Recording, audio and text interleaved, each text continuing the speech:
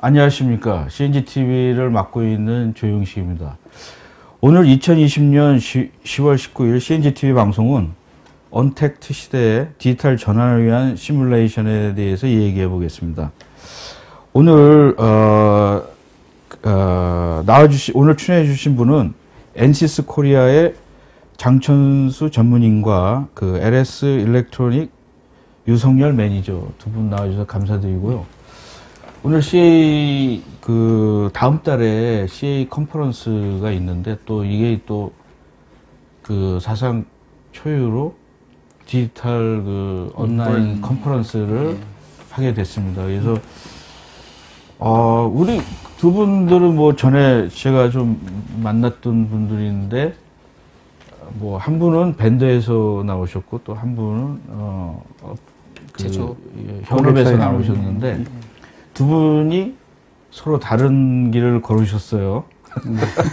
초창기에는 이제 시작은 같이 했겠죠. 시작은 다 했었는데 그래서 오늘 CA라는 주제가 제가 할 때마다 약간 부담스러운 게 재미가 없거든요.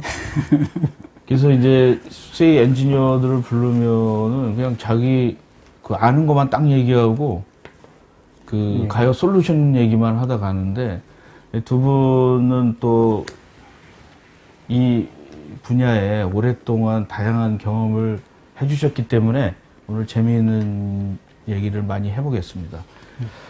우선 두 분 간략하게 자기 자신을 좀 설명을 해주시죠. 예. 저는 엔시스 코리아 기술 부분에서 근무하고 있는 장천수입니다. 94년도 현대자동차에 입사하여서 필요해서 엔지니어로 일을 했었고요. 이후에 한국 MSC와 다소 시스템에서 기술 영업, 기술 지원, 기술 용역 쪽에서 근무했습니다. 그리고 2015년 1월부터 현재까지 엔시스 코리아에서 근무하고 있습니다. 네. 예, 안녕하세요. 저는 LS 일렉트릭의 C2 혁신팀의 유성열 시니어 매니저입니다. 저희 회사명이 올해 LS 산전에서 LS 일렉트릭으로 바뀌었고요. 예, 저희 사명이 바뀌고 급속하게 이제 혁신을 진행하고 있고, 제가 소속된 팀도 C2 혁신팀이라고 해서 CAD CA 쪽, 조금 기존의 방식과는 다르게 새로운 무언가를 혁신해서 기업에 좀 기여하고자 만들어진 팀입니다. 저는 2011년도에 이 기업에 입사를 했고, 한 3, 4년 이제 저희 기기들의 열 관련해서 방열 솔루션, 또 해석 이런 부분들에 대해서 지원을 했고요. 지금 현재는 CAD하고 CA 쪽의 업무 혁신을 위해서 그쪽에 총괄을 맡고 있는 상태입니다. 오늘 여러분들이 들으시면 굉장히 유익한 것들이 많이 나올 겁니다. 왜냐하면 이제 우리가 뭐 솔루션이나 뭐 어떤 CA의 뭐 기능 이런 거보다 뭐 CA의 가치, 그 다음에 이제 이것들은 이제 매니저들도 많이 알아야 될 것 같고, 근데 우선 뭐 우리가 CA 분야에서 많이 해도 지난 8개월 동안은 상상할 수 없는 일들이 일어났지 않습니까? 네. 이거 뭐 사람을 만날 수도 없고 그리고 뭐 갑자기 뭐 어떤 뭐 항공이나 뭐 이런 데는 어제 뉴스에 보니까 보잉이나 에어버스가 9월달에 한 대도 주문을 못 받았대요. 이건 역사상 굉장히 초유의 일인 것 같습니다. 그래서 언택트 시대의 디지털 전환, 그리고 이제 디지털 전환이랑 시뮬레이션을 우리가 예상은 했어요. 계속 컴퓨터가 발전하고 파워가 발전하고 싸고 클라우드 이런 게 있으면서 이렇게 발전한다고 생각을 했었는데, 갑자기 2020년 초반에 온 그 바이러스 때문에 좀 이상하게 이게 막 섞여 있는데, 그거에 대해서 조금 이제 얘기를 좀 하고 좀 넘어가겠습니다. 우선 여기에 대해서 좀 설명을 해 주시죠. 잘 아시겠지만 디지털 트랜스포메이션 하면 ICBM, 그래서 IoT, 빅데이터, 클라우드 컴퓨팅, 그다음에 모바일, 이제 부차적으로 저희가 이제 엔지니어 사이드에 있기 때문에 이제 3D 모델을 가지고 서비스하는 AR, VR, MR, 그 다음에 적층 제조라고 해서 이제 3D 프린팅, 요 정도가 아마 디지털 트랜스포메이션, DX 트렌드라고 보여지고요. 지금 조 박사님이 말씀하신 아주 엄청난 여파이기는 한데, 코로나 때문에 언택트라는 것이 지금 굉장히, 이건 어떻게 보면 트렌드라기보다도 처해져 있는 상황 같습니다. 예.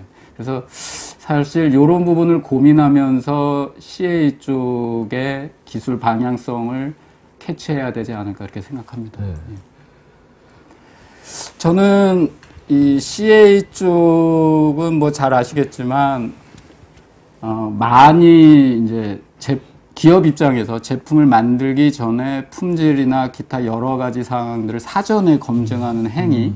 그래서 엔터를 눌러주시면 일반적으로 뭐 저희가 전통적으로 잘 알고 있는 구조 해석, 연료동 해석, 전자계 해석, 이 해석들을 합친 다중 물리 해석 이런 부분들이 있는데, 앞으로는 좀 더 발전적인 해석이 이루어져야 되지 않느냐 해서 이제 시스템 단위의 시뮬레이션이나 제조 생산 단의 시뮬레이션까지 아우르는 영역이 이제 CA라고 하면, 이런 것들이 가능하게끔 만들 수 있는 게 이제 클라우드 컴퓨팅이 되겠죠. 그래서 고성능 HPC를 활용한 클라우드, 요 부분에 있어서 CA가 결합이 돼야 되고, 이제 저희가 이제 가장 크게 보고 있는 부분이 미래 예측 부분에 있어서 학습 기반의 AI를 활용한 CA. 그래서 저는 이 영역을 이 합쳐지는 단계에서 좀 CA가 발전했으면 좋겠다 그렇게 생각을 하고 있습니다. 뭐 이제 확실하게 그 세 가지의 그 기둥이 딱 나온 것 같아요. 이거는 뭐 이제 약간 이 분야에 관심 있는 부분들은 요를 갈 것이다라고 이제 대략 예측을 하고 잘 정리가 됐는데, 이제 조금 더 깊게 들어가면 이런 게 나오겠죠. 네, 저희 회사는 한 2, 3년 전부터 이제 이 클라우드 시스템을 활용한 CA를 한 2, 3년 했고, 지금은 현재는 안정화 단계라고 보실 수 있는데, 이 퍼블릭 클라우드를 활용해서 시뮬레이션을 하면서 그러니까 CA 소프트웨어의 무제한적인 사용을 할 수 있는 큰 장점이 하나가 있었고요. 그 다음에 고성능 컴퓨팅을 자체 투자를 통해서 구축하는 것이 아니라 서비스 개념의 과금제로 할당을 해서 활용할 수 있게 됐고, 그러다 보니 지금 현재는 대용량의 고난이도 문제들을 빠르게 해석할 수 있고, 또 데이터들이 많이 충분히 축적이 되고 있는 상태고, 이 데이터들을 분석해서 최적 설계를 할 수 있는 상황까지 왔습니다.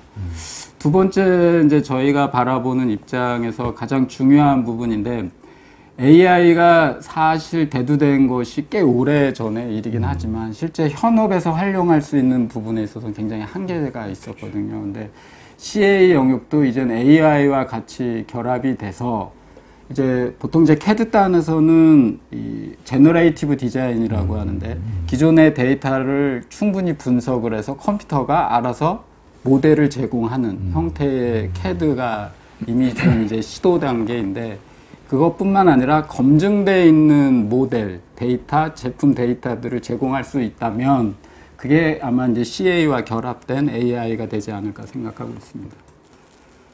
마지막으로는 요 세 가지 아이템이 이제 묶여서 이제 선순환 구조로 이제 움직이는 건데요. 시뮬레이션 데이터가 워낙 크고 방대하다 보니까 이런 부분들이 이제 데이터 레이크를 이루고 빅데이터 형태가 될 것이고, 이것을 이제 분석하고 활용해서 시뮬레이션 단계에서 이미 프리 프로세싱을 컴퓨터가 또 데이터를 기반으로 해서 제공하고, 그 데이터가 분석할 수 있는 메타 모델로 형성이 되고, 메타 모델을 분석할 수 있는 알고리즘을 접목해가지고 데이터 분석, 예측, 최적화가 아마 가능할 겁니다. 그러면 예전에는 CA를 한번 해석하려고 하면 뭐 엔지니어마다 좀 다르겠지만 뭐 한 달이 걸린다, 두 달이 걸린다, 뭐 석 달이 걸린다, 뭐 이런 얘기를 했었는데, 이런 부분들이 사실은 기업에서는 굉장히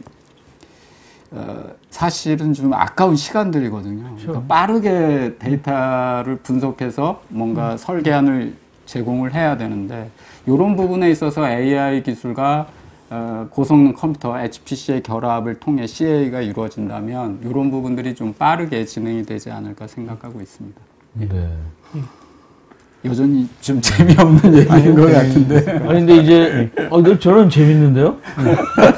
왜냐하면 이제, 장이 바뀌는 거 아닌가요? 옛날에는, 이제, 처음에 제가 이제, 저도 한 컴퓨터 쪽에 한 4, 50년을 했는데, 처음에는 이제 CAD, CA 이렇게 다 전문 회사들이 생겼어요. 예. 근데 이제 CAD들과 PDM 벤더도 하고, 뭐, CA도 해가지고, 그 플랫폼을 만들기 시작하면서 사실 CA 회사들이 좀 힘든 기간이 있었는데 클라우드가 되면 이제 그 또 새로운 또 저희가 될 것 같지 않을까 이런 생각을 하고 그리고 아까 말씀하신 것 중에 이제 그동안 이제 CA는 좀 지루했어요. 왜냐하면 발전은 계속 했는데 인프루먼트지 이노베이션은 아니었던 것 같아. 그러니까 새로운 걸 이렇게 막 사기하는 게 아니라 이거 뭐 조금 낮았어요. 그랬는데, AI가 들어가면 또 이 게임 체인지가 될 수도 그렇죠. 있지 않을까.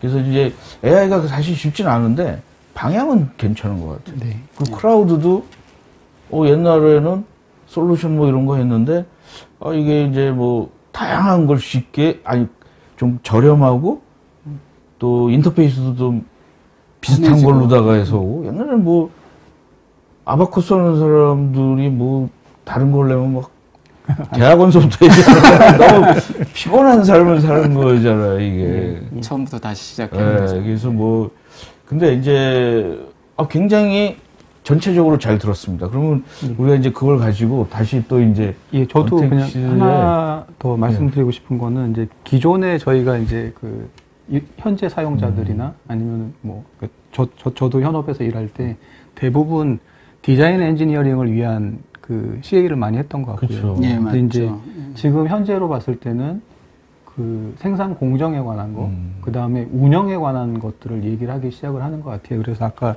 앞에서 말씀하셨던 IoT나 디지털 트윈이나 이런 것들은 어떻게 보면 오퍼레이션에 관련된 것들이고, 물론 이제 뭐 현대자동차도 그렇죠. 지금 얼마 전에 뭐 발표는 했지만, 이제 뭐 무인 자동차를 만들고, 그거를 그냥 생산자 입장이 아니라 운영하는 서비스까지를 지금 확장하겠다라는 발표를 했었잖아요. 네. 그것처럼 거기에 CA라는 항목이 해석이라는 부분이 굉장히 많은 기여를 할 수 있을 거라고 생각이 되고요. 그 다음에 특히나 이제 자율주행차를 만들었을 때 우리가 검증해야 되는 시간이 그 시험을 통하지 않더라도 해야 되는 시간이 굉장히 많은 시간이 필요한데 이제 그런 부분은 이제 해석에 의존할 수밖에 없을 거라고 좀 생각이 됩니다. 예. 그러니까 이제 저도 제가 이제 전에 기업에서 일할 때 보면은 CA 엔지니어들이 굉장히 고학력이고 프라이드도 굉장히 강한 데 비해서 약간 자기네들의 어떤 세계가 있죠. 저희가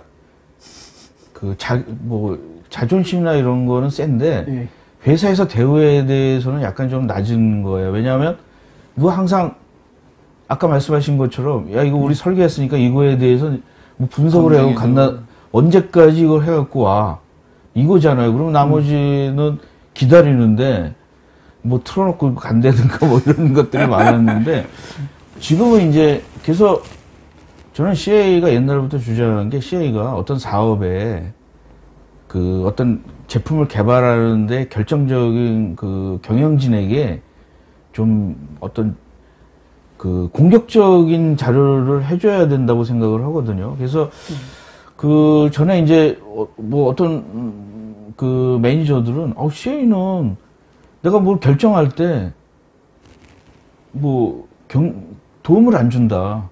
내가 이거를 실험으로 할 건지 시뮬레이션을 할 건지에 대해서 갖고 오라고 그러면 자기네들은 그거에 대해서 그리고 이게 얼마만큼의 실제 상황과 같냐 이런 걸 얘기하면 얘기를 안 하더라. 그리고 저는 이제 많이 느낀 게 어떤 시뮬레이션을 해서 결정하는 거가 오늘 밤 12시까지는 100만 불짜리인데 이게 지나고 나면은 아무 가치가 없는 거가 예. 될 수도 있다라는 거죠. 그래서 이 CA가 그리고 또 비싸고 또 특수한 몇몇만 하고 솔루션도 사용하기도 까다롭고 그 모델링 하기도 뭐 어떤 때는 그렇죠. 그때그때마다 모델링이 다 다르고 그래서 좀 그게 이제 문제가 많이 여지껏 했었던 것 같아요. 근데 이제 좀 저는 굉장히 좀 다른 세계가 이번에 오고 있는 거가 아닐까 이런 생각을 하거든요. 그래서 우선 요거가 지금 엔시스도 잘 나가지 않습니까? 어느 날 엔시스에 저희가 궁금했어요. 네. 엔시스에 예. 이 자료를 처음에 얘기해주는 그 마케팅하는 부서에 예. 천재가 있는 것 같아요. 왜냐하면 그 모델 베이스라는 말이나 뭐 MBS, 디지털 트윈 그게 사실은 디지털 트윈이 엔시스에서 나올 게 아니었거든요. 왜냐하면 이게 생각보다 복잡한데 개념은 제가 자료를 볼 때 엔시스가 굉장히 잘 나왔어요. 예, 뭐 일단은 저희가 독자적으로 다 하는 건 아니지만 뭐 기존에 이제 그 같이 뭐 PTC나 뭐 GE나 같이 일을 했기 때문에 아마 뭐 다른 뭐 회사보다는 조금 앞에 시작을 했던 것 같고요. 그래서 저는 엔시스가 약간 그런 면에서는 공격적이고 약간 리더십을 가지려고 그러는 것 같아요. 야심이 있는 것 같아요. 그래서 저는 약간 좀 내 나름대로는 기도를 했어요. 큰 캐드 회사에 먹히지 말라고. 예, 고맙습니다. 저희도 계속 그 일단 전 세계에서 일단은 CA 그러니까 CA를 주 종목으로 하고 있는 회사는 저희밖에 없다고 생각이 되고요. 기존에 이제 다른 해석 툴들이 이제 캐드 회사에 일단 인수합병이 됐던 사례들은 많이 있는데 일단 저희는 아직까지는 굳건하게 일단 CA 분야를 지키고 있습니다. 사실 MSC도 옛날에는 큰 회사였는데 그 뭐 헥사곤인가 거기에 또 갔잖아요. 그래서 그냥 CA가 사실은 저는 CA가 살아야 진짜 엔지니어링이 산다고 생각을 하거든요. 그래서 뭐 저도 이제 제가 사실 2015년도 이제 NCS에 입사를 할 때 그 이제 그 면접에서 나왔던 얘기가 이제 해석의 대중화 뭐 이런 얘기를 좀 했었어요. 그래서 저는 이제 모든 엔지니어들이 그러니까 지금 현재는 뭐 그 LS 일렉 같은 경우는 굉장히 많은 제가 아까 잠깐 나눴는데 30% 이상 그러니까 설계 엔지니어 대비해서 해석 엔지니어도 굉장히 많은 수준으로 올라왔는데 여전히 시장에는 CA 인원 대비 그러니까 설계 인원 대비 해석 인원이 이렇게 많지는 않거든요. 근데 일단은 저희가 마이크로소프트나 아니면 뭐 워드 프로세서 쓰는 것처럼 CA를 쓰는 세상이 오지 않겠냐라는 생각을 좀 가졌었고요. 그래서 저도 사실은 그 한 대표적인 예고요. 그 사실은 제가 공부를 할 때는 실험을 전공을 했는데 회사에 입사해서 이제 해석 쪽에 발을 디뎠고 여태까지 그걸로 이제 생계를 유지하고 있습니다. 그래서 그 CA라고 하는 게 사실은 그 전체적인 개발 기간이나 아니면 비용 절감, 그 다음에 원가도 신경을 쓸 수밖에 없고요. 모든 뭐 품질까지도 이제 저희가 그 CA 엔지니어들이 기여할 수 있는 부분이 있는데 그런 것들이 사실은 이제 외부에 좀 많이 알려지지 않았던 거.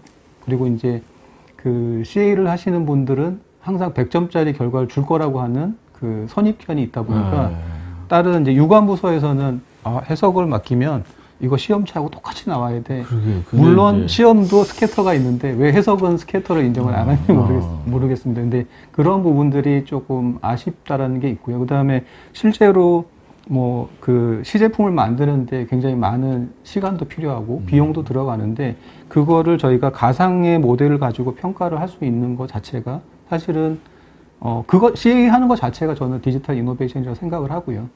근데 이제 그 부분들이 실제로 이제 뭐 대부분의 그 회사에서 이렇게 인정을 못 받는 부분은 있는 것 같습니다. 저는 사실은 아까 말씀해 주신 것처럼 CA도 이렇게 데이터가 옴으로 해서 모델 베이스라는 거 좋은 건데 데이터를 조금 넣으면 그 한도에서의 예측할 수 있고 더 많이 넣으면은 더 할 수 있고 이런 게 요즘에 이제 태풍도 진로가 그때그때 하듯이 그 단계별로 해야 되는데 이 회사에서는 야 결과를 중간이 없는 거예요. 그러니까 이제 기대감이 많고 이제 봤을 때는 이거야? 그동안 기다린 게 뭐 이렇게 되는 것 같아요. 그래서 이제 그 디지털 트윈 같은 거가 있으면 사실은 그때만 디지털 트윈이라는 게 그거잖아요. 모델 안에 내가 데이터를 좀 더 정확한 데이터가 쌓여서 집어넣을수록 더 정확하게 가는 거. 근데 이제 우리나라는 그 엔지니어링에 대한 역사가 약간 짧아가지고 그 어떤 잘못된 생각들을 많이 갖고 있어요. 뭐냐면은 뭐 회사의 이 엔지니어들 중에 보면은 뭐 그 엔지니어링 체인지를 인정 안 하는 사람들이 있어요. 우리 그 처음에 이제 그 뭐 F-16 이런 전투기를 하는데 공장장이나 이렇게 높으신 분들이 와서 야 이거 1969년에 개발된 건데 뭐 아직도 엔지니어링을 해? 그런 그렇게 얘기하는 분도 있어요. 근데 엔지니어 입장에서 볼 때는 야 되게 야 뭐라고 얘기해 나 저렇게 무식할 수가 있나 이런. 왜냐면 엔지니어링이라는 거 계속 체인지가 일어나는 거지 않습니까? 그런 경험 없으세요? 젊으실 때. 뭐 임원들이 따와서, 야, 이거, 너 왜 3년째 이걸 계속 엔지니어링 체인지를 해? 한 번에 딱 하지. 그렇게 얘기할 때 젊은 엔지니어들이 좌절을 하고 떠나죠. 일단 아까 잠깐 말씀드렸지만 일단 해석 결과가 100% 100점짜리 결과를 낼 수 있는 건 아니고 일단은 그나마 어떤 경향성을 찾아내서 그게 개발하는 데 도움이 된다라고 하면 충분히 활용할 수 있다고 생각이 되는 거고요. 그다음에 어떤 고객분들은 거기에 굉장히 적극적이신 분들이 있어요. 어떤 프로세스를 만들어 놓고 그걸 통해서 우리가 경향성을 찾아가는 거죠. 어떻게 보면은 뭐 AI 머신러닝 하는 거 똑같아요. 그러니까 어떤 경험 기반, 어떤 데이터 기반으로 일단은 확정을 하고 가는데 다 완벽하게 준비된 다음에 그걸 적용한다라고 하면 그거는 이미 시간이 늦을 거고요. 근데 이제 그런 도전은 좀 필요할 거라고 생각이 듭니다. 우리 유석열 매니저님은 아주 멋있게 얘기를 했어. 근데 이거 너무 꿈을 크게 온 거 아닙니까? AI로 다 이거 나중에 어떻게 하시려고? 현실 진행형이고요. 이제 저희 쪽에 이제 CA 1단계에서 이제 클라우드 컴퓨팅을 접목하는 단계가 이제 거의 올해 년도면 이제 마지막 단계이고 내년에는 이제 AI의 이제 선행학습 CA를 적용한 또 아까 말씀하셨던 디지털 트윈도 사실은 AI 영역 내에서 좀 고민을 하고 있거든요. 그리고 뭐 이제 CA를 하면서 이제 이 경영진과의 온라인 또는 뭐 이 전체적으로 이 통일화시키는 데 있어서 저희가 이제 두 가지 키워드를 가지고 움직였는데 이제 해석 체계화, 그 다음에 그 산하의 해석을 고도화하는 거, 그 다음에 표준화하는 거. 이 부분을 좀 프레스적으로 저희가 시도를 했고요. 또 아까 뭐 말씀을 하셨지만 CA 쪽의 가치가 경영 관점에서 얼마만큼의 메리트 있고 장점이 있느냐라는 부분에 있어서 한 2, 3년 굉장히 많이 고민을 했습니다. 그래서 뭐 저희 같은 경우에 이제 이런 어떤 키워드 중심의 해석 체계화 하는 부분에 있어서 가장 중요하게 했던 것이 시험, 우리가 보통 이제 제품을 만들면 여러 가지 시험을 하지 않습니까? 그러니까 물리적인 특성이나 또는 품질 관련된 부분들 때문이라도 이제 테스트를 하게 되는데 테스트와 해석이 1대1 또는 1대4로 이렇게 매칭될 수 있게끔 스트럭처를 짰거든요. 그러면 그 문제가 해결됨으로 인해서 이 시험을 하기 위해서는 반드시 이 해석이 필요하다라는 걸 먼저 선행 주입을 시켰고요. 그 이후에 해석을 하면 이 시험은 좀 안 해도 돼. 이런 가치를 좀 만들어줬거든요. 그런 어떤 프로세스적인 접근으로 해석의 가치를 좀 높였던 사례가 있습니다. 근데 사실은 현업에서는 CA를 굉장히 많이 CA가 도와주는 거는 야 이거 좀 덜 했으면 좋겠다. 실질적인 테스트를. 그리고 이게 그 나중에 그 뭐가 문제가 됐을 때 추적이나 이런 거가 가능한 거에 대해서 추적성이나 이런 것들에 대해서 우리가 최근에 이제 눈을 뜬 거죠. 그리고 아까 품질에 대해서 말씀을 해주셨는데 사실은 생산 라인에서 잘하면 품질이 높아지지만 신뢰성이라는 거는 이게 몇 년 후에 고장날 확률이나 그거는 뭐 그 공장에 현업에 있는 사람 생산해서 할 수 있는 게 아니거든요. 왜냐하면 생산이라는 거는 그 설계자가 한 대로 만드는 거니까 똑같이 만드는 거니까 그 신뢰성이나 이런 거는 사실 공장에 있는 사람들은 모르는 거죠. 공장 품질은 있는데 그래서 저는 신뢰성을 미래의 품질이라고 얘기를 하거든요. 왜냐하면 현재 품질이 아니라 앞으로 뭐 3년 안에 요게 고장날 확률이 얼마고 10년 후에 이런 거는 사실은 이런 CA나 시뮬레이션을 없이는 사실 예측이 거의 불가능한 거지 않습니까? 예. 그래서 우리가 이제 이런 걸로다가 다 이제 얘기를 했는데 두 분한테 이제 갑자기 그 코비드19 그러니까 이거에 대해서 지금 처하고 있으신 그 상황이 좀 어떤지에 대해서 조금 알고 싶습니다. 예, 아마 뭐 유성열 박사님하고도 뭐 같은 생각일 것 같아요. 저희가 지금 느끼는 거는 일단 가장 큰 변화가 있는 건 온라인 교육이라는 게 그 하나가 있고요. 그 다음에 점차적으로 이제 클라우드 베이스 HPC 그게 이제 재택근무를 하는 동안에는 그 온프라미스 그러니까 회사 안에 있는 장비에 접속하기가 좀 어렵잖아요. 근데 이제 그게 물론 여전히 이제 그 사실은 뭐 보안 문제가 있기 때문에 뭐 이게 그러니까 오픈하지는 않았겠지만 이제 향후에는 점차적으로 이제 외부에 있는 아니면 온프라미스로 있는 HPC 클라우드 베이스의 관련된 업무가 좀 많아질 것 같고요. 그다음에 아까 말씀하셨던 것처럼 데이터의 추적성이나 뭐 이런 것들 때문에 그 아무래도 이제 어떤 플랫폼이 있어야 될 것 같고요. 저희가 뭐 흔히 얘기하는 SPDM이나 이런 플랫폼이 있어서 그 안에서 내가 설계한 제품에 대한 퍼포먼스 체크가 이루어지고 그다음에 내가 요구한 그 성능 평가가 어느 스케줄로 지금 진행이 되고 있고 만족하느냐 안 하느냐 그다음에 제가 CA 사용자가 아니더라도 그 간단한 플랫폼 안에서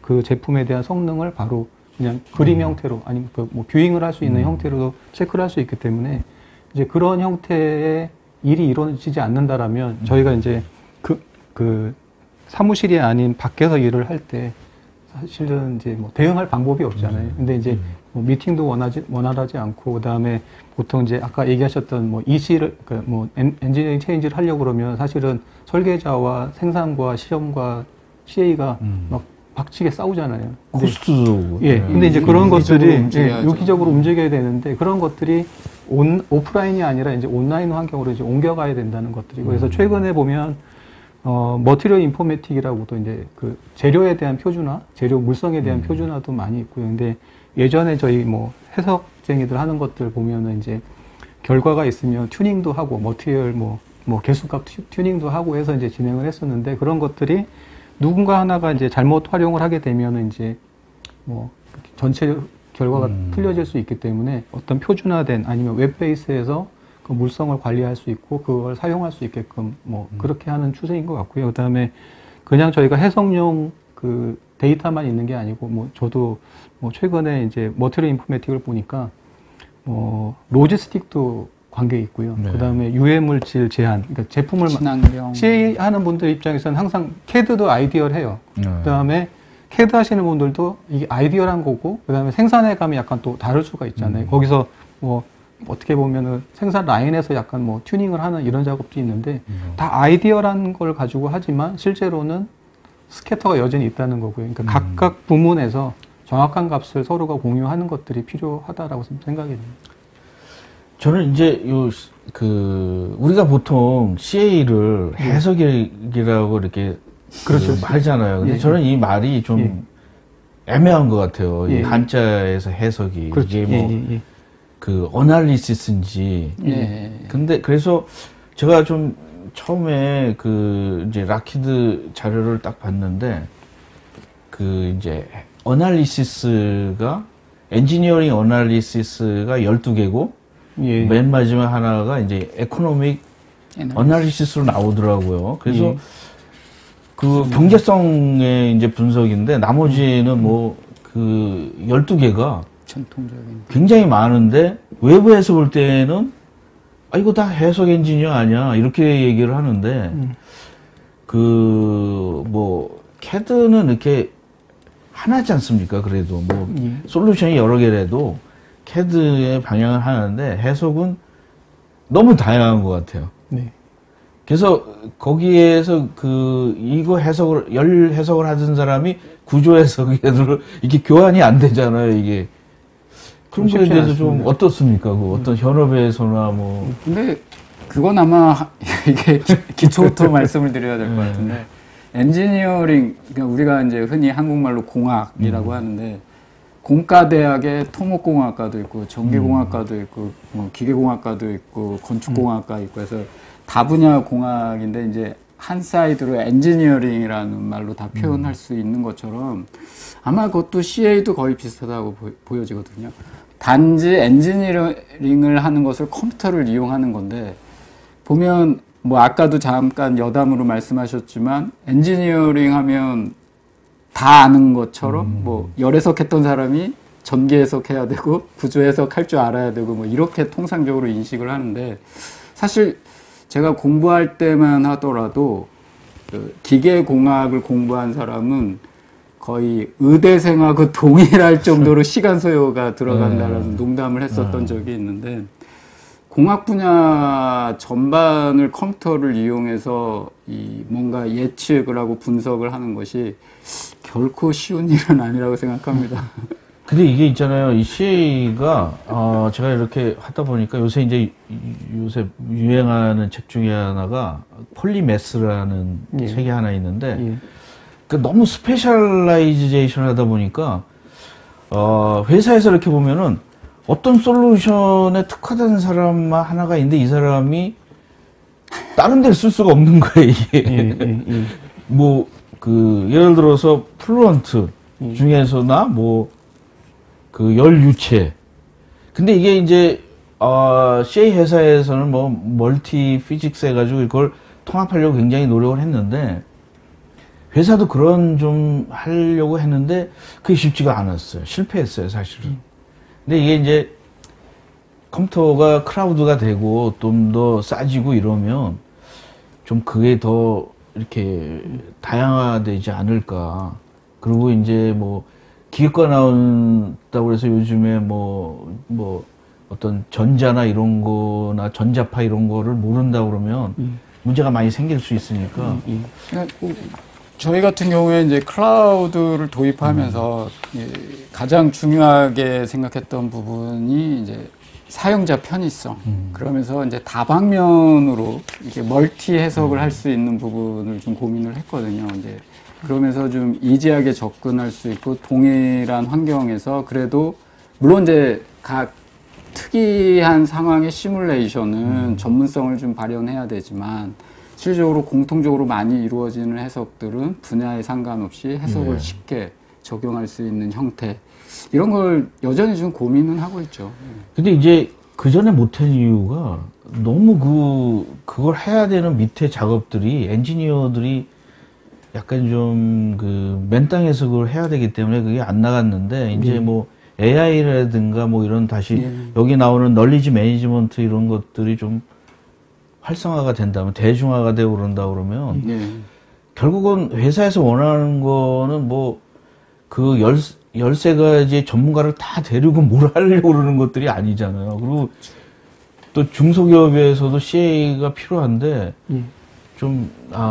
그 제품에 필요한 약간 낮지만 다양한, 이 사람이 구조도 좀 알고, 열도 좀 알고, 그 다음에 뭐 이런 것들이 전자기도 기본적인 거는 할 수 있는 그런 환경이 필요하지 않을까 이런 생각을. 제가 알기로는 이제 뭐 장 전문의, 그러니까 NCS에서도 이제 아까 말씀했던 CA의 대중화를 말씀을 하셨는데, 그러니까 이제 설계자가 빠르게 뭐 어떤 특정 문제에 대해서 결과가 어느 정도 나올 수 있게 보통 이제 리얼타임 시뮬레이션이라고 하는데 그런 부분들이 많이 접목이 돼서 실질적으로 이제 설계자들이 쉽게 저희 입장에서 이제 그걸 표준화 개념을 좀 도입을 했는데 표준 해석으로 정의된 영역들은 빠르게 쉽게 결과를 볼 수 있게 그런 환경을 아마 NCS도 제공하고 있고 저희도 이제 그런 부분을 접목해서 콜라보레이션 할 수 있는 형태로 움직이고 있다고 보시면 될 것 같습니다. 요새 이제 이런 그 시뮬레이션 에듀케이션이라든가 뭐 이런 게 있는데 뭐 요새 그냥 유튜브 보잖아요. 난 요새 컴퓨터를 사가지고 그 회사에서 한 유튜브가 너무 재미가 없는 거야. 그래가지고 딱 쳐보니까 수백 개가 있어. 그 사람들은 아주 재밌게 하더라고. 어떤 아저씨서부터 뭐 그거에 대해 또 새로운 세계가 아닐까 이런 생각을 합니다. 좀 설명을 좀 해주시죠. 예, 저희도 이제 그 모든 행사가 이제 지금 온라인으로 바뀌고 있고요. 그 다음에 이제 저희는 이제 NCS 러닝허브라고 해서 이제 그 고객분들이 저희 이제 온라인으로 들어와서 이제 수업을 들으시는 거예요. 그래서 이제 녹화되어 있는 것도 있고, 그 다음에 영문 자막도 있고, 그래서 일단 따라해보기도 하실 수가 있고요. 그 다음에 이제 그 옆에 저희가 NCS 이노베이션 코스라고 해놨는데, 뭐, 최근에는 저희가 이제 한양대 배대성 교수님하고도 얘기를 하고 있고요. 뭐냐면, 그 무크처럼, 그 어떻게 보면 오픈 엔지니어링 스쿨인 거죠. 그래서 저기에 학생들, 그 다음에 그 엔지니어들 대상으로 그냥 공짜로 들어오실 수가 있어요. 그래서 이제 거기에 저희가 그 어떻게 보면 공학 수업을 거기다 올려놓는 거죠. 그래서 이분들이 이제 CA를 학습하시는데 도움이 많이 될 수 있게끔 이제 그런 컨텐츠들을 이제 많이 올리려고 하고 있고요. 이미 이제 미국에서는 좀 많이 활동을 하고 있는데 한국에서도 이제 멀티바디 관련해가지고 저희가 이제 한번 올려볼 생각입니다. 요새 뭐, 놀면 뭐야, 이런 것처럼 좀 재밌게 하셔야 되는 거 아니에요? CA가 너무 재미가 없어. 내가 본 거 중에, 조금보다 졸립더라고, 이게. 좀 재미있게 하는 거가 능력인 것 같아요, 요새. 그나마 이제 저희 NCS 그 전기전자 관련된 해석 부분은 저희가 유튜브에도 좀 많이 올려놨어요. 그래서 이제 사실은 뭐 아까 잠깐 말씀 나눴지만 저희가 일일이 고객분들 찾아뵐 수 없기 때문에 일단 유튜브를 통해서 저희가 하는 일들, 뭐 기술 지원 정보나 그 다음에 앞에 이제 뭐 어떻게 보면 팁앤 솔루션 같은 것들을 올려놔서 그냥 일반 고객분들이 이제 거기 유튜브를 통해서 학습하실 수 있게끔 이렇게 열어놨습니다.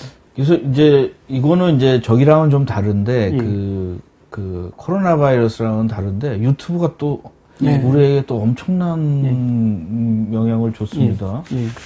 그 다음에 이제 이것도 이제 중국에 되는데, 그 NCS는 뭐, 클라우드에 대한 좀 어떤 전략이 있습니까? 약간 좀. 모든 회사들이 아마 다 클라우드로 갈 것 같고요. 근데 이제 뭐 어떤 일반 그 퍼블릭 클라우드 회사랑 같이 합니까? 아니면 자체적으로 뭐 현재는 지금 그 앞에 그 슬라이드에 올라온 것처럼 그 마이크로소프트하고 같이 일을 하고 있고요. 그렇죠. 뭐 지금 LS 일렉트릭 같은 경우는 저희가 아마존 웹 서비스 기반으로 같이 일을 하고 있습니다. 그래서 뭐 고객분들의 장비에서도 할 수가 있고요. 그 다음에 외부에 있는 하드웨어를 가지고도 이제 접속하실 수가 있습니다. 그리고 이제 그 NCS도 약간 뭐 옛날부터 했었지만 뭐 여기는 널리지 매니지먼트라고 하는데 그게 이제 또 AI로 이제 그렇죠.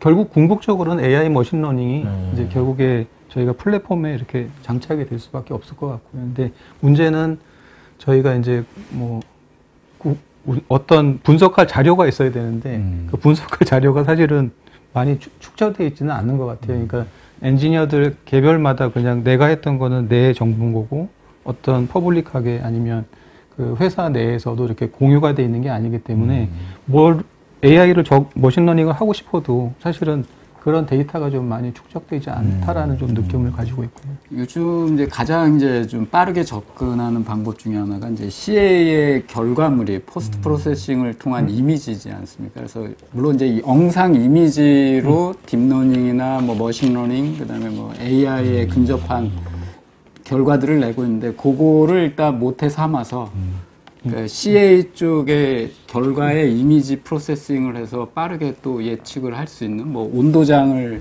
막 여러 결과를 보니까 종합해서 판단해 보건데 요런 결과로 귀결될 것 같아. 뭐 이런 식으로는 빠르게 좀 접근을 하고 있는 사례가 있습니다. 네. 뭐 제가 하나 여쭤보고 싶은 게 하나 있는데요. 그 지금 이제 저희 이제 클라우드를 쓰시게 되면 처음에 가장 염려하시는 게 이제 보안 문제잖아요. 예. 그 부분에 대해서는 그 적용해 보신 경험이 저희는 이제 퍼블릭 클라우드하고 사내 인프라 시스템을 이제 버추얼 VPN 환경에서 버추얼 프로토콜 네트워크라고 해갖고 아주 굉장히 보수적으로 보안 접근을 해놨습니다. 그래서 이 VPN으로 가다 놓은 이 논리적인 망 안에 들어왔을 때 사내 시스템처럼 쓸 수 있는 환경. 그게 이제 가장 보수적인 방법이거든요. 근데 이 부분으로 딱 보안을 잡아놓으니까 출근을 해야만 좋은 시스템을 쓸 수가 있는 거예요. 그러니까 이제 코로나 상황에서 이 환경을 쓰려면 약간 이 바깥에서 접속 권한을 다 할당을 해야 되는 거죠. 그러면 이제 보안을 관리하고 있는 조직 내에서 24시간 아무 업무도 못하고 그거 요청이 올 때마다 풀어줘야 되는 거예요. 24시간 모바일로. 그러니까 이게 뭐 그냥 대기하고 있어야 되니까 이 또한 또 맹점이 있긴 하더라고요. 하여튼 뭐 계속 흘러가면은 뭐 새로운 방법이 이제 나타나는 거니까 이제 뭐. 예.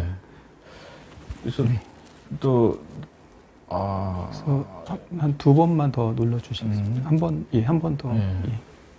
뭐 전체적으로 보면 이제 저희 클라우드 관련된 그 사용량이 이렇게 늘어날 거라고 좀 생각이 되고요. 그 다음에 클라우드를 쓸 수밖에 없는 것들이 이제 뭐 지금 뭐 5G나 오토노머스 이런, 그 다음에 뭐 UAM 이런 걸 하게 되면 결과적으로 이제 굉장히 많은 양의 데이터 스토리지가 필요할 거고요. 그거를 어떤 회사가 뭐 작은 회사가 한다라면 더 못할 거겠지만 뭐 사실은 LS 일렉트릭도 참 만만치 않은 비용을 그 데이터 매니지먼트에 쓰고 계신 거잖아요. 그래서 이것들이 결국에는 클라우드로 이제 옮겨와서 어떻게 보면은 비용을 줄인다고 해야 될까요? 예. 그래서 이제 일단 뭐 기업 입장에서 그렇죠. 예. 뭐 그런 형태가 되지 않을까라고 좀 생각이 듭니다.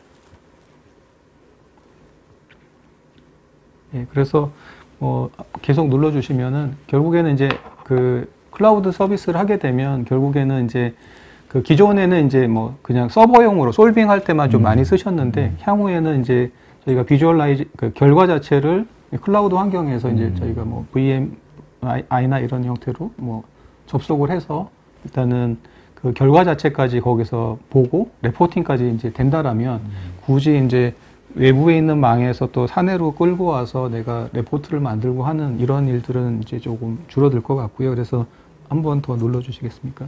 그리고 한 번만 더 눌러주세요. 예, 거기 보시면 이제 엔시스 같은 경우는 이제 저희 클라우드 서비스도 있고요. 지금 이제 LS 일렉트릭하고 같이 일하는 이제 일라스틱 라이센스 체계도 있고요. 그래서 이게 이제 병행해서 운영을 할 수 있기 때문에 고객분들한테는 좀 많은 도움이 될 것 같습니다. 그래서 뭐 그 앞에 이제 그 저희가 시큐리티 문제도 있지만 대부분 다 이제 그 저희가 뭐 ISO나 아니면 또 다른 규정에 맞춰서 그 시큐리티 문제를 해결하고 있기 때문에 좀 더 안전하게 사용하실 수 있을 거라고 생각이 됩니다. 근데 이제 이게 이제 그 보통 회사마다 옛날에는 뭐 워크스테이션 같은데 엔지니어들이 이제 클라우드로 다 간 거예요. 아니면은 이제 또 여전히 이제 새로운 사람들이 클라우드 전문가들이 필요한 겁니까 지금? 그러니까 이제 두 가지보다도 이제 세 가지인데요. 기존의 워크스테이션을 있는 걸 없앨 수는 없으니까 쓰고 있는 사람은 소프트웨어 라이센스만 워크스테이션에서 하는 작업이 있고요. 두 번째는 이제 클라우드 안에 병렬 컴퓨팅을 하기 위해서 라이센스 공급하고 여기서 VM이라고 하는 버추얼 환경에 접근을 해갖고 작업을 하는 경우. 그다음에 이제 세 번째는 이걸 혼용해서 이제 쓰는 형태가 있는 거죠. 네. 그래서 뭐 특별히 뭐 클라우드 엔지니어 또는 클라우드를 뭔가 공부해서 그렇게 접근하지는 않습니다. 근데 이제 지금 뭐 탑의 그 경영진들이 이해를 잘 설득이 잘 됩니까? 왜냐면 그분들은 이제 뭐 쫙 다 그 짧은 시간에 다 겪은 분들이잖아요. 그러니까 이제 저희가 이제 경영진을 설득할 때 이제 두 가지인데요. 기존의 인프라 투자, 소프트웨어, 뭐, 고가지 않습니까? CA 소프트웨어는 뭐, 그냥 기본이 1억이 넘는 수준의 프로그램들이다 보니까 소프트웨어 투자, 그 다음에 이제 워크스테이션 투자, 그 다음에 유지보수 비용, 그 다음에 네트워크 비용, 뭐, 이런 부분들의 투자 비용 대비 실질적으로 과금 체계의 클라우드 서비스 기반의 과금 체계로 바뀌었을 때 어느 정도의 절감 효과가 있느냐. 이제 사실은 이제 경제성 분석을 했죠. 그래서 저희가 이제 보수적으로 잡아도 한 30% 이상 절감 효과가 있다 해서 이제 경영진을 설득을 했고요. 사실 기업 입장에서는 투자 대비 효과성, 이제 보통 이제 ROI라고 하는 부분을 굉장히 의사결정에 중요한 잣대로 생각하고 있기 때문에 그 부분에 대해서 뭐. 아니, 근데 왜 그 클라우드 이런 데에는 왜 30%의 절감이 있다고 하죠? 그냥 30%만 받겠다고 그러지? 그래야지 이게 자꾸 커질 거 아닙니까, 이게. 근데 이제 30%만 받아도 될 것 같은데, 이제. 근데 이제 뭐 사실은 한국이 전기값은 싸잖아요. 근데 이제 뭐 미국 같은 경우는 또 전기료도 만만치 않고, 근데 뭐 어쨌든 간에 그 클라우드 하드웨어를 운영하는 데는 또 비용이 들 거고요. 그러니까 그 공급자 입장에서는 또 거기에 맞게끔 이익을 또 창출해야 되는데, 지금 클라우드로 가는 것 중에 또 저희가 예전에 생각해 보면 처음에 저희가 우리가 메시 사이즈 가정도 많이 하고 메시 사이즈도 크게 해가지고 해석을 해왔는데, 지금 보면 메시 사이즈도 조밀하게 하고 결국에 가정은 웬만하면 다 치우고 그냥 다 때려놓고 해. 이렇게 되면 옛날이나 지금이나 해석 시간은 비슷해요. 그리고 컴퓨팅 파워가 좋아져봐야 모델은 더 근데 복잡해. 이제 벤더를 오래 하시는 분들이 이런. 요새 보면은 사실은 그 아까 이게 고쳐야 될 것 같아. 이제는 뭐냐면은 이제 CA의 대중화를 꿈꿨는데 이제는 CA의 넷플릭스화. 이 넷플릭스라는 데가 이상하잖아요, 이게. 그렇죠. 뭐 완전히 그 게임 체인지가 된 거잖아요. 이 저기가 옛날에 그 정도 보려면은 비용이 뭐 30%가 아니라 이거를 뭐 근데 그런 커다란 게 딱 오면 내가 볼 때는 지금 이제 그 뭐 각 벤더들의 경영진들은 이제 굉장히 생각을 많이 하겠죠. 왜냐하면 이 가격 싸움이 될 수도 있거든요. 왜냐하면 기술이 이게 특별하지 않고 이제 대중화가 많이 되는 것 같아요. 서로 비슷비슷해지면은 이제 가격 싸움도 또 이제 엄청나. 그래서 저는 이제 클라우드도 굉장히 싼 데는 싸잖아요, 지금. 옛날 맞습니다. 클라우드가 초창기 나올 때는 거의 가격이 더 비싸면 더 비쌌지. 그리고 뭐 옛날 뭐 여기 지금 이제 고참들은 소프트웨어 딱 사면 안 쓰는 거 자꾸 껴서 팔고 막 잘 가르쳐 주지도 않고 그 교육 따로 저기 하고 굉장히 힘들고 그랬었는데 그것도 CA 소프트웨어가 배우기가 어려워요. 다른 거에 비해서. 그래서 이제 사실은 이제 아까 말씀하셨던 것처럼 대학원에서 전공을 하거나 뭐 그런 분들이 주로 CA를 한다라고는 하는데, 점차적으로 일단 저희도 이제 디자이너나 아니면 생산 공정에 계신 분들을 위한 이제 해석 툴들이 이제 나오기 시작을 했고요. 이제 그런 것들을 사실은 대학교가 아니라 고등학교까지 이제 좀 내려보려고 하는 시도도 있는 것 같아요. 그러니까 고등학생들이 그냥 이게 CA가 뭐야? 내가 어떤 뭐 동아리 활동을 같은 거 할 때 어떤 제품도 만들어 보잖아요. 그러면 이렇게 시뮬레이션 이렇게 해서 이게 성능이 나오는구나라고 하는 것도 이제 체크하는 그런 나는 그 고등학생이나 뭐 더 내려가면은 그 사람들이 무서울 것 같아요. 이게 뭘 어렵게 생각하지 않지 않습니까? 그 사람들이 게임처럼 만들면 뭐 진짜 엄청날 것 같아요. 집에서 그냥 그거 시키고. 그러니까 DT라는 말이, 그러니까 디지털 트랜스포메이션이라는 말이 이제 한 18년, 19년? 뭐 아니면 뭐 17년 정도에 제가 이제 유튜브에서 그 영국 초등학교 교육인데 CAD 프로그램을 아주 단순하게 만들어 놓고 3D 프린팅을 연결해서 바로 디자인하고 만들어 볼 수 있는 그런 교육 커리큘럼이 만들어졌더라고요. 근데 거기에 CA가 들어가서 그 당시 이제 초등학생 1, 2학년 정도가 이제 스패너 디자인을 하고 그걸 이제 3D 프린팅으로 만들어서 깨지는지 뭐 제대로 만들었는지 검증을 하는 건데 그 사이에 CA로 시뮬레이션을 할 수 있을 정도만 집어넣게 되면 아주 이지하게 CA도 빠르게 접근할 수 있지 않을까. 사실은 난 CA는 뭐 에브리띵이라고 생각해요. 왜냐하면 뭐 예를 들어 자동차에서 그 패널 있잖아요. 이런 거가 햇빛을 얼만큼 쐬면은 뭐 부서지지. 네. 그런 거서부터 뭐 예를 들어서 항균 뭐 이런 것까지 다 이게 들어갈 수 있는 부분이거든요. 우리가 너무 기계적이고 우리가 기계과들을 나와서 거기에다가 포커스를 내서 하는 거지. 사실은 뭐 사운드도 있고. 예, 맞습니다.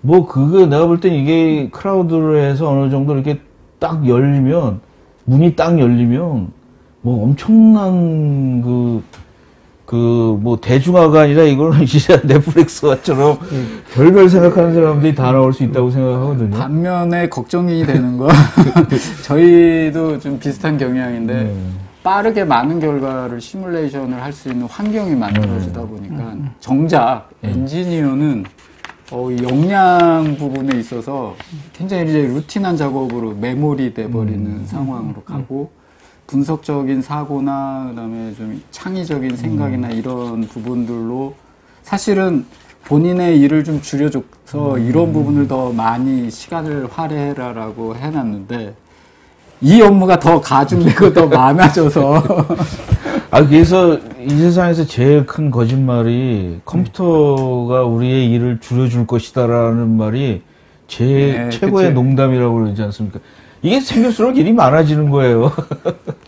뭐 저는 이제 뭐 지금 요새 또 프로그래밍 하는 게 한참 유행이잖아요. 공부한 학생들도. 근데 저희가 이제 보면 우리 앱스토어에 보면은 휴대전화용으로 뭔가를 많이 만들어낸 분들이 계세요. 그것처럼 저희도 이제 어떤 그 공용 CA에 대한 플랫폼이 이제 있다라고 하면 거기에 맞춰서 그 좀 나름대로 공부하신 분들은 자기만의 앱을 만들어서 저희한테 그렇죠. 이거 내 거 만들었으니까 사서 쓰실래요? 거꾸로. 그러니까 공급자한테 어떻게 보면 판매를 하는 분들도 생길 것 같고요. 그 다음에 그런 것들을 하기 위해서는 사실은 그 요새 학생들도 공대 가기 싫어하고 그런데 이제 어떤 물리 현상 자체를 가시화해 주는 건 사실은 시뮬레이션이 가장 제일 좋은 것 같아요. 실험으로 만드는 것도 어렵고 그래서 그렇게 가시화를 통해서 학생들한테 어떻게 보면은 물리 현상을 이해할 수 있는 어떤 학습 도구로도 많이 사용이 될 수 있을 거라고 생각이 듭니다. NCS 스토어를 하나 만드시죠. NCS 스토어 있어요.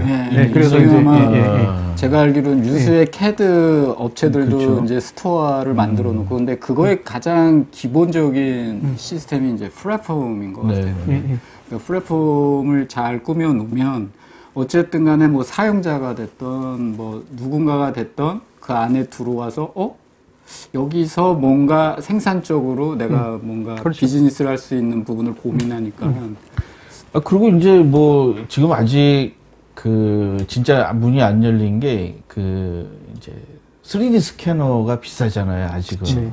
그럼 뭐 아직은 그려야 되잖아요, 이게. 그리고 어렵잖아요. 근데 사진을 찍어가지고 그게 이제 CAD처럼 저기를 해준다 그러면 그건 뭐 사실은 그렇게 기술적으로는 어렵진 않은 거거든요, 그게. 근데 이제 그게 어느 날 이제 딱 돼서, 왜냐하면 회사들도 너무 고급 인력들을 하다가 뭐 교육시키고 그거 하기가 우리나라는 이제 CAD가 들어왔을 때 굉장히 너무 대학교 온 사람들이 있고 그랬었는데 제가 올 때 미국에서는 CAD 카티아 그리는 사람들이 대부분 고등학교 온 사람들 그거 잘 그리면 되는 거지 그걸 왜 엔지니어들이 그걸 그릴 필요는 없는 건데 그래서 엔지니어들이 아까 말씀하신 것처럼 독창적인 거 그런 루틴한 작업 이런 걸부터 해방시켜줘야 되지 않을까 이런 생각을 하고 있습니다. 그래서 맞아 좀 설명을 좀 해주시죠. 여기 넘겨주시고 여기는 이제 대부분 넘겨주시겠습니다. 거기도 넘겨주시고 한 2장만 더 넘겨주시면은 예, 여기서 한 번만 더 이 장은 넘어가겠습니다. 일반적으로 이제 뭐 해석을 하는 예. 그 시뮬레이션 프로세스고요. 예. 이거는 이미 다들 이제 알고 계신 부분이니까 별도 설명을 안 드려도 될 것 같고요. 이제 모든 일련의 과정들이 일단은 저희가 대부분 컴퓨터 환경에서 일을 하고 있고, 로컬이 됐든 아니면 HPC 상에서 이런 일들이 일어나지고 있는데, 지금 최근의 화두는 어쨌든 간에 오토메이션이 많은 것 같아요. 그러니까 지금 사실은 이제 CA 엔지니어들이 하는 게 지오메트리 클리닝부터 그 결과 분석까지 레포트 생성하는 것까지 이제 다 이제 아우르고 있는데, 그런 것들이 어떤 아까 말씀하셨던 것처럼 해석 표준화가 돼 있다라고 하면 저희가 자동화를 하고, 그런 자동화된 것들이 클라우드나 아니면 플랫폼에 심어져 있었을 때 그냥 엔지니어들은 내 결과 자체를 여기다 올려놓으면 결과가 바로 나오기 때문에 사실은 디자인에 대한 고민을 더 많이 할 거고요. 그냥 해석에 대한 고민이 아니라 내가 이 성능을 어떻게 높일 거냐에 대한 고민을 더 많이 할 수 있을 것 같습니다. 제가 좀 궁금한 게, 일단 클라우드나 AI 쪽도 있지만, 이제 지금 당장은 이런 걸 갖다가 좀 해는, 오토메이션, 프로세스 있잖아요, 소프트웨어들이. 디지털 워커라고 그래서. 그런 것들이 많이 보급되고 있지 않나요, 지금? RPA라고 하는데, 이제, 로보틱스 프로세스, 요 관련된 부분들인데, 이제 프로세스를 자동화하는 것들도 여전히 숙제가 뭐냐면, 프로세스 표준화거든요. 그렇죠. 근데, 아시겠지만, 아주 쉽게 표준화할 수 있는 영역이 있는 반면에, 이 프로세스가 좀 복잡한 부분에 있어서 반복적이고 아주 루틴한 작업들을 이렇게 뽑아내서 그 작업을 이제 오토메이션 하는 행위인데, 여전히 좀 여러 가지로 표준화할 영역들이 다양하다고 보시면 될 것 같아요. 그리고 이제 엔지니어 잡이 아닌데, 그쵸.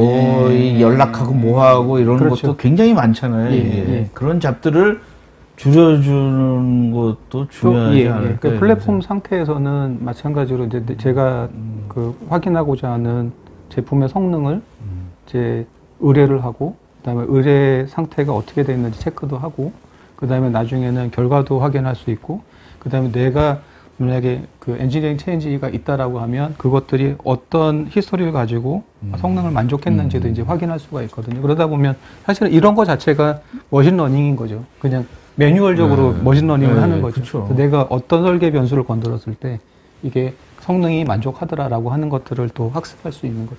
근데 이제 제가 근무했을 때는 있잖아요. 이렇게 노가다 이런 건 아니지만 고참들은 그 히스토리를 잘 알잖아요. 그리고 딱 하면 그 인사이트가 있잖아요. 이거 옛날에 했던데 뭐 해가지고. 이걸 해봐서. 이게 이제 찾아가는 능력이 있는데, 이제 좀 약간 처음 온 친구들은 그걸 계속 하다가 나중에 이제 번아웃 돼가지고. 이렇게 요령이라고 그러면 요령이랄까?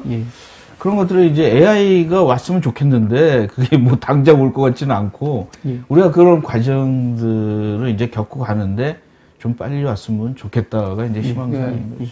저희 쪽에서 이제 다르게 준비하고 있는 것 중에 이제 설계 쪽 프로세스를 표준화하고 조금은 자동화하는 개념 중에, 저희 기업 말고도 이제 다른 기업에서도 많이 시도하고 있는 건데, 내비게이션이라는 용어를 이제 발췌해서 실질적으로 프로세스를 신입이 들어왔을 때 자동화되어 있는 프로세스를 따라가게 되면 10년, 15년 했던 분들의 경험이나 노하우를 그대로 따라갈 수 있게끔 하는 자동화? 이런 부분도 좀 같이 고민하는데, 내비게이션이란 말이 참 적당히 어울리는 것 같습니다. 근데 저는 이제 우리나라 엔지니어들이 그냥 성장하지 않는 엔지니어들도 있어요. 과장 때 해가지고 그렇죠. 회의만 딱 하고 팀장 하다 보니까 자기가 하고 싶은 거 못 해가지고. 근데 또 어떤 항공이나 이런 데나 외국에서는 오랫동안 한 엔지니어들은 정말 생산성이 무지하게 높을 수 있거든요. 딱 봐도 이 친구가 요때 요거 몰라서 힘들게 하는 것들이 보이거든요. 자기가 그걸 왔으니까 그게. 근데 그런 것들이 이제 연결이 안 되니까 우리나라의 엔지니어링의 고참들도 없고, 또 말로도 별로고. 자꾸 체계적으로 이렇게 쌓여서 이렇게 어떤 길이 이렇게 딱 축적이 되고 탑이 쌓아지는 게 아니라 자꾸 중간에 애로사항으로 인해서 무너지고. 그런 부분이 좀 저희 아쉽죠. 저희 회사 자랑이긴 한데 그 본사에 회의를 하러 가면 이제 그 근속 연수를 이제 그렇죠. 회의에서 근속 연수를 물어보는 게 있어요. 그러면 35년 된 분들도 많이 있어요. 근데 이제 이게 이제 회사가 저희는 이제 매니저 트랙과 스페셜리스트 그죠. 트랙을 예, 이건 다 통해서 그렇게 일단 있죠. 지금 말씀하신 것처럼 전문가를 육성하는 뭐 이런 일들도 하고 있거든요. 마찬가지로 아마 LS 일렉트릭도 마찬가지로 그런 저희는 일을 좀 하고 그런 부분이 좀 아쉬운 네. 부분이긴 합니다. 저는 처음에 이제 락히드에서 엔지니어가 왔는데 할아버지가 온 거예요. 그래서 뭐 자기 아버지도 락히드 다녔고 이게 뭐 몇 대를 다녔는데 이 할아버지가 전문이 저기예요. 그 항공기 밑에 훅 있지 않습니까? 예, 이게. 예. 근데 뭐 이제 젊은 우리 엔지니어들이 야 얼마나 좀 능력이 없으면 저거 하나로 우리가 볼 때는 화려한 거 있지 않습니까? 예, 예. 근데 이게 그 부셔지면 모든 게 다 공중분해가 되지 않습니까? 이게 전문가인 거죠. 그래서 우리가 이게 우리가 참 짧구나라는 걸 굉장히 느꼈던 기억이 있거든요. 그래서 우리나라도 이제 좀 축척이 엔지니어링 축척 아닙니까 이게 외국은 그쵸. 뭐 강대국들은 그게 뭐 200~300년 된 엔지니어링이지 않습니까 이게. 예.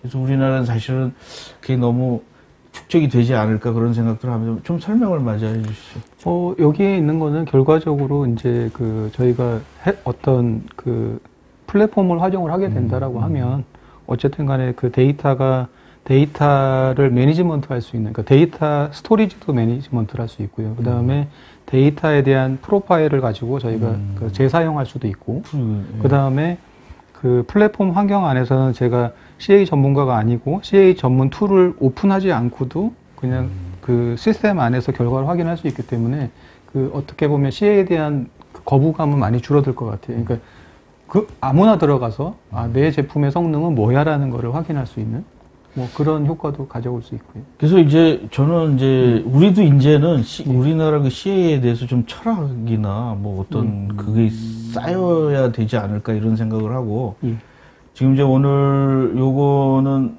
자료를 이게 공개해도 됩니까? 아니면 예, 제가 발췌를 해서 다시 공개해드리겠습니다. 그리고 오늘 그 질문 시간이 다 돼가지고 질문을 몇 명 해야 돼요. 그래서 질문을 좀 해봤는데 뭐 이런 것도 있어요. 조남주님이 잘하는 사람에게 일이 더 집중된다. 이건 뭐 어디 가서나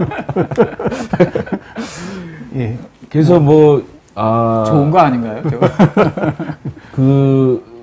우리 때는 거기 그 교육 있잖아요. 교육 가는 사람이 약간 너무 바쁜 사람도 교육을 못 보내. 팀장이. 그 약간 좀 못하는 애도 못 보내. 그래서 약간 중간하는 사람들이 찾아먹는 거예요, 이게. 그래서 아니 교육을 안 시켜주는 거니까 CA 엔지니어들은 교육을 안 시켜주니까 감각이 없어지는 거예요. 새로운 거에 대해서. 대학교 나올 때 배운 거 가지고 한 3, 4년, 한 5년 동안을 안 보내주니까 그러다 이제 과장이 되면 바빠서 안 보내주는 거야. 그러다 이제 부장이나 팀장이 돼서 야 내가 좀 가겠다 그러면 다 하시는데 왜 갑니까? 막 이러는 거예요. 결국 안 보내주는 거거든요. 그래서 좀 재밌었습니다 이게. 뭐 우리가 좀 아직은 어려운 것 같은데 그 방금민님이 작업 시 협업으로 진행해야 할 업무에 대해서 각자 담당자의 작업 능력 향상을 위해 제시될 줄 대안이 있습니까? 이것도 좀 어려운 질문인데. 결국에는 그 작업 능률 향상이라고 하면 결국에 플랫폼, 그러니까 콜래보레이션 할 수 있는 플랫폼이 있어야 될 것 같고요. 그러니까 결국에 플랫폼이 있다라고 하는 거는 어떤 프로세스가 표준화되어 있을 거고, 그러면 내가 아까 말씀하신 것처럼 그 초급 엔지니어나 고급 엔지니어가 하더라도 똑같은 결과를 끄집어낼 수 있기 때문에 일단 그런 측면에서는 가능할 거라고 생각이 됩니다.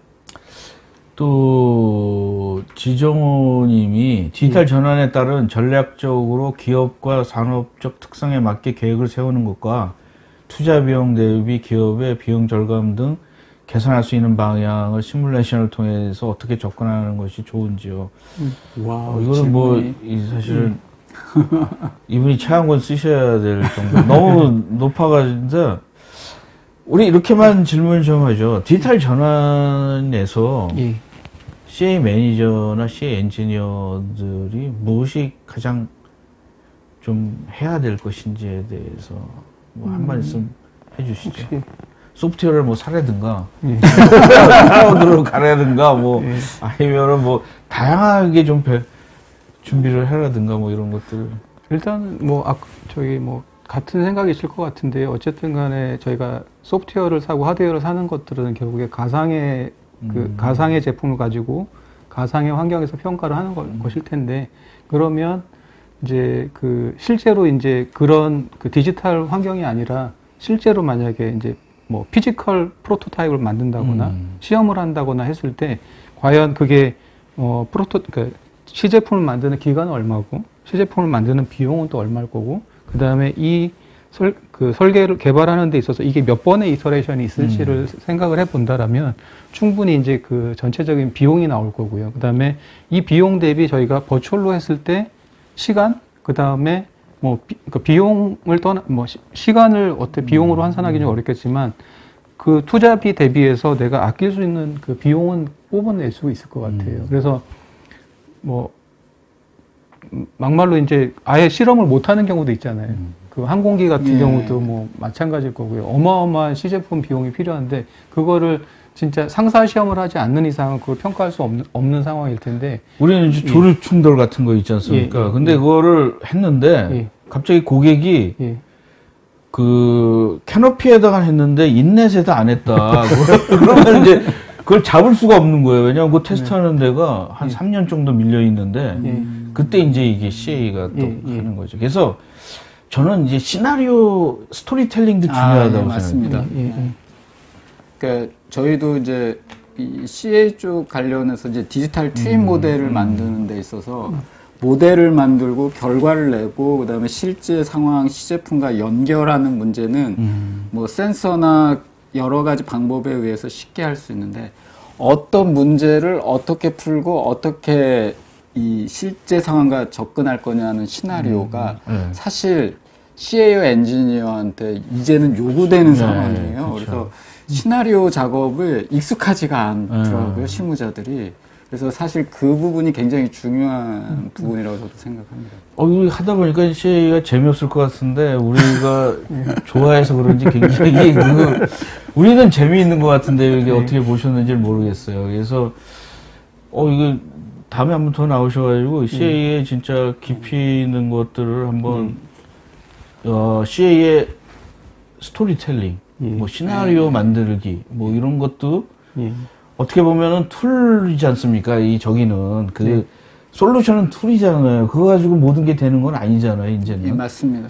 그래서 오늘 굉장히 좋은 말씀 저도 많이 배우고 그랬는데 이제 다음에 11월에 우리 CA 컨퍼런스 있지 않습니까? 예. 오실 거죠? 네. 네, 알겠습니다. 그래서 여기 있는 분들 중에 그날 컨퍼런스 오시면 좀 또 뭐 개인적으로 아는 척 해주시고 더 물어보고 예. 그때 가서 좀 물어보시면 더 좋을 것 같아요. 예, 그래서 오늘